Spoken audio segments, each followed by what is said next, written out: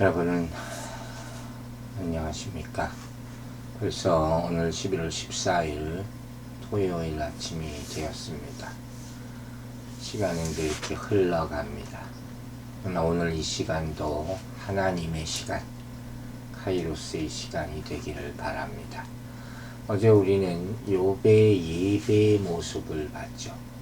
그 예배만 해도 참 구별되고 특별한 예배였습니다. 오늘도 우리는 예배로 이렇게 하루를 시작합니다. 감사합니다. 하나님 앞에 감사드립니다. 그런데 우리는 욥의 모습에서 흥미로운 장면을 발견하게 됩니다. 바로 그것이 욥이 예배하며 주님께 신앙 고백을 하는 그런 장면입니다. 마치 우리가 사도신경으로 예배 때 신앙 고백하는 것처럼 말이죠. 21절을 보면 이런 말씀이 있어요. 이르되 내가 모태에서 알몸으로 나왔은즉 또한 알몸이 그리로 돌아올지라. 주시니도 여호와시오 거두시니도 여호와시오니 여호와의 이름이 찬송을 받으실지니다 하고자. 욥은 이 엄청난 재난을 당했죠. 그럼에도 불구하고 죄를 짓거나 하나님을 원망하지 않았습니다. 대신 찬양을 합니다. 자, 이게 뭔가 정말 욥을 다시 봅니다. 이 사람 예사 사람이 아닙니다. 어떻게 이렇게 바로 찬양이 나올까? 자기가 이런 재앙을 당할 줄 알았을까? 이런 멘트는 정말 준비된 거였나? 생각하고 있었나? 순간적으로 바울의 찬양, 베드로의 찬양, 감옥에서 한 찬양들이죠. 이 생각이 났어요. 진짜 하나님만 바라는 찬양이죠. 여러분, 여기서 이렇게 욥이 찬양을 할 수 있는 이유가 뭘까요? 이 상황 가운데서 그것은 이렇게 얘기할 수 있습니다. 하나님의 주권을 인정한 것이에요. 즉, 내 인생에, 내 생에 어떤 일이 일어나더라도 하나님, 그분을 인정하는 행위예요. 이것은 갑자기 생기는 것이 아닙니다. 그럴 수 없어요. 하나님을 만날 때 큰 충격을 한번 받아야 돼요. 그리고 자기를 버리는 과정이 있어야 되죠. 그것만 가지고 됩니까? 계속 그걸 고백하며 살아야 돼요.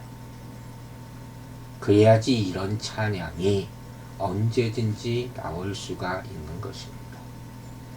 여러분은 왜 찬양하십니까? 하나님 때문에 찬양하시기 바랍니다. 오로지 그분 때문에 찬양하시기 바랍니다. 그러면 그 찬양이 승리의 찬가가 될 줄로 믿습니다. 하나님의 능력이 그때 그 장소에 임하여서 절대 외롭고 슬프지 않게 만들어 줄 줄로 믿습니다. 욥은 고백합니다. 내가 알몸으로 나왔습니다. 옛날 성경에는 적신으로 나왔으니 이렇게 표현했죠. 참, 이 힘들고 황망한 순간에 내가 아무것도 없이 태어난 존재임을 나는 압니다. 이렇게 고백하는 거예요. 이 고백에서 우리는 욥의 인생관을 보는 거예요. 또 물질관을 보는 거예요. 항상 그렇게 생각하고 있었다는 것이죠. 즉, 욥은 자신이 가진 것들이 자신의 것이 아니고 주권 역시 자신에게 있지 않다고 항상 생각해 왔어요. 모든 것에 대한 하나님의 주권을 인정해 했던 것이에요. 문득 이런 생각이 들었습니다. 우리가 태어났을 때 우리의 모습을 아무도 몰라요. 기억이 안 나요. 3살 이전에 기억을 못한다 하지 않습니까? 그걸 만약에 기억할 수 있다면, 나 처음 태어났을 때 그 모습, 그럼 사는 모습도 좀 달라지지 않을까 하는 생각을 해봅니다. 우리가 기억하는 내 인생의 모습은 어떤 모습일까요? 무언가를 가지려고 때를 쓰는 모습, 욕심, 소유, 이런 거를 깨닫기 시작하는 것이 밥 달라, 뭐 달라. 사실 원래부터 그러죠. 왜 우리는 그런 걸 기억을 못할까요? 갓 태어났을 때 정말 글자 그대로 맨몸으로 태어난 거. 그러면 내 존재가 어떻다는 것을 알 텐데, 아마 그것도 사단이 막는 것 아닐까요? 사단은 하나님이 창조하신 그 첫 이미지를 기억 못하게 막고 손상시키려고 지금도 애를 쓰고 있는 것입니다. 우린 그걸 알아야 해요. 하나님의 형상대로 지어진 그 모습, 그걸 기억 못하게 만드는 것이 사단인 거예요. 즉, 지금 이 욥의 고백을 보면 이건 자포자기가 아니에요. 내가 거지가 됐습니다. 이 고백이 아니잖아요. 하나님의 손길을 인정하는 성숙한 신앙 고백이라 말할 수 있어요.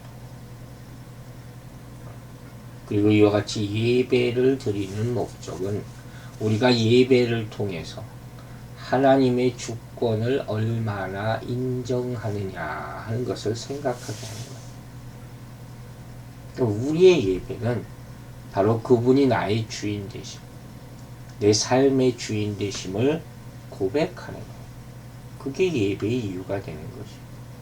그래서 또 우리는 하늘에 계신 우리 아버지, 주기도문을 또 하나님 앞에 드리게 되는 것이죠. 이렇게 기도하라. 예수님이 말씀하시지 않았습니까? 우리는 주님이 우리의 삶의 주인이 됨을 인정하기 위해서 항상 잊지 말아야 될 것이 있어요. 그 첫 번째는 뭐냐? 내가 어디서부터 출발했느냐? 내 삶의 출발점이에요. 성경은 뭐라고 얘기합니까? 흙으로부터 왔다. 지금 우리가 가지고 있는 모든 것은 그럼 뭐냐? 다 선물이에요. 우리 삶의 원점은 벌거벗은 몸뚱이에요. 갓난하게 태어날 때. 즉, 본래적인 것으로 돌아가서 생각을 해야 되는 거예요. 우리는 원래 아무것도 가진 것이 없었어요. 언제부터 그렇게 잘났습니까? 언제부터 그렇게 교만했습니까? 언제부터 뭘 그렇게 따졌습니까? 언제부터 그렇게 억울합니까? 정말 아파본 사람, 죽었다 살아난 사람, 전쟁을 겪어본 사람은 원망 불평을 하지 않는다고 그럽니다. 잘 생각해 봐야 돼요. 주신 자도 여호와시오, 취하신 자도 여호와시오. 잠깐 동안 내가 누린 것, 잠깐 동안 내가 맡은 것이 그 인생이에요.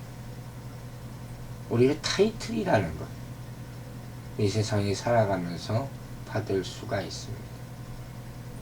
무엇이든지 너무 무겁게 받지 마시기 바랍니다. 타이틀은 여러분의 진짜 모습이 아닙니다. 그것에 걸맞으려면 피나는 노력이 필요한 거예요. 또 타이틀이 하루아침에 그 사람을 바꾸지 못합니다. 그것을 유지하려면 얼마나 많은 힘든 일들을 겪어야 합니까? 우리에게 제일 좋은 타이틀이 뭔지 아십니까? 하나님의 자녀라는 타이틀입니다. 여러분, 옛날에 불교의 어떤 스님이 무소유란 책을 냈어요. 아주 인기가 많았다고 해요. 불교가 무소유를 묵상한다면 기독교는 무소유를 실천하는 종교예요. 이 땅의 것들을 내려놓을 때 천국이 보이는 것입니다. 또 오늘 이 고백을 보면 지금까지 나에게 누리게 해주신 것을 생각하게 됩니다. 그래야 마땅하다는 거예요. 여러분, 우리는 무언가를 잃어버렸을 때 그 잃은 것만 생각하기가 쉽습니다. 그래서 원망, 불평이 나오는 거죠. 그런데 여러분은 받았을 때는 뭘 했습니까? 정말 감사했습니까? 추수감사절이 가까워오고 있습니다. 감사의 제목을 적기 시작해 보시기 바랍니다. 그리로 돌아가올지어다. 알몸으로 돌아간다. 장차 다 없어진다는 그런 얘기예요. 내게 아니다. 스위스 은행에 구자가 있어도 소용이 없습니다. 여러분 잘 들으세요. 내가 먹은 것 이것만 내 거예요. 지금 밥상 위에 있는 것도 내 것이 안 될 수가 있습니다. 내가 저거 먹어야지 했는데 누가 먼저 채갈 수 있어요. 내가 이따 먹어야지 냉장고에 넣어뒀는데 먹으려고 보니까 없어졌습니다. 내게 아닙니다. 여러분, 쓴 것만 내 거예요. 내가 쓰고 싶은데, 내가 주고 싶은데 줬어요. 하나님께 헌금한 것만 내 거예요. 아시죠? 임종할 때 되면 다 안다고 합니다. 하나님의 영광을 위해서 쓴 것만 내 것으로 남는 거예요. 그걸 마지막 때에 정산받게 되는 것입니다. 제가 오래전에 아버지 친구분의 옷을 받아서 지금까지 입고 있습니다. 벌써 오래전에 그분도 돌아가셨고 저희 아버님도 하늘나라 가셨죠. 제가 다 받았어요. 다 내 것이 됐어요. 그런 거예요. 또 제 것이 아니게 될 때가 옵니다. 길거리를 이렇게 지나다 보면 for sale이라 이렇게 집 판다고 걸어놓는 것들 있죠. 여러분 어떤 느낌이 드십니까? 우리 인생도 언젠가 다 그렇게 됩니다. 하늘나라 가는 것 누구도 피할 수가 없습니다. 그러니 지금 누리고 있는 것들이 있으면 감사하시기 바랍니다. 또 한 가지, 우리가 이해할 수 없는 불행의 배후에도 하나님의 뜻이 있음을 꼭 생각하시기 바랍니다. 그리고 찬양하시기 바랍니다. 우리는 보통 고통을 당하면 그 가운데서 도저히 하나님의 뜻을 발견하지 못합니다. 그때 사실이죠. 그러나 그 폭풍우가 지나간 후에 시간이 조금씩 흐르면 하나님이 무언가를 하셨나 보다 이해하기 시작해. 그 시간이 조금 더 앞당겨진다면 고통을 빨리 극복할 수도 있는 것이에요. 성경을 통해서 바로 그런 지혜를 얻을 수 있는 겁니다. 그랬구나. 이런 이유가 있어서 이런 일이 있었었구나. 깨닫게 되기를 바랍니다. 범사에, 성경은 범사에 감사하라 이렇게 말하죠. 범사에는 뭡니까? 모든 상황이에요. 기쁠 때만, 안전할 때만, 행복할 때만, 내가 걸어 다닐 수 있을 때만이 아니에요. 항상 감사하세요. 우리는 핑계가 너무 많아요. 그리스도인이라는 특권이라는 게 있어요. 그게 바로 역경과 불행 속에서도 찬송할 수 있는 것입니다. 아까 얘기했잖아요. 바울, 베드로 이런 사람들. 그리고 이 찬양이야말로 세상의 복음이 되는 것이고 사탄이 가장 두려워하는 것이고 찬양은 우리 생에 어떤 일이 일어나더라도 항상 그분을 인정하는 행위임을 잊지 마세요. 22절을 보세요. 이 모든 일에 욥이 범죄하지 아니하고 하나님을 향하여 원망하지 아니하리라. 참 놀라운 고백이죠. 모습이죠. 여러분, 찬양은 죄를 막습니다. 찬양은 범죄를 사전에 방지시켜줍니다. 찬양은 원수를 향해 미운 마음을 가지지 않고 하나님께 불평하지 않게 만들어주는 능력입니다. 원망과 범죄는 사단이 일으켜요. 찬양은 사전에 이를 차단하게 되는 거예요. 그러므로 여러분, 자기 전에 찬양하세요. 아침에 일어나서 찬양하세요. 그 찬양이 여러분의 마음을 정화시키고 분을 없애며 평안을 줄 것으로 믿습니다. 어제 저는 울어야 한다면 울어야 한다고 했습니다. 슬픈 일이 있으면 우십시오. 그러나 잠깐 울다 말고 그냥 그치지 말고 내 마음에 더 이상 눈물이 흐르지 않을 때까지 우세요. 슬픔이 원망이 되고 원망이 죄가 될 수 있어요. 다윗은 원망 가운데 하나님께 나왔다가 결국 죄를 깨닫고 회개하고 주를 찬양하고 돌아가지 않습니까? 다윗 평생에 이렇게 했어요. 이렇게 될 때까지 우십시오. 에베소 4장 26절에서는 분을 내어도 죄를 짓지 말라고 말합니다. 그런데 우리는 보통 분을 내는 순간 벌써 죄 가운데 깊이 빠져 있어요. 그래서 우리는 이때 입술의 범죄를 가장 경계해야 하는 거예요. 원망하지 마세요. 그리고 찬양하십시오. 원망의 마음, 억울한 마음, 슬픈 마음, 복수하고 싶은 마음이 없어질 때까지 찬양하십시오. 여러분, 이 세상에서 가장 지혜로운 사람은 어떤 사람입니까? 첫째로 모든 경우에서 배우는 사람이에요. 조금만 어려움을 닥쳐도 죽을 것 같이 사는 사람이 있어요. 교회에서도 마찬가지.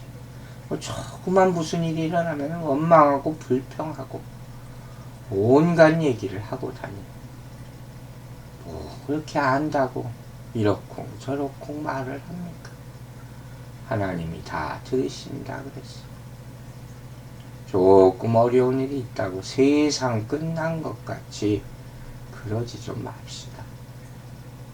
하나님의 교회입니다. 또 이 세상에서 지혜로운 사람의 모습이 뭔지 아십니까? 자신을 이기는 사람이에요. 내 마음, 내 욕심을 이기는 사람이 가장 강한 사람입니다.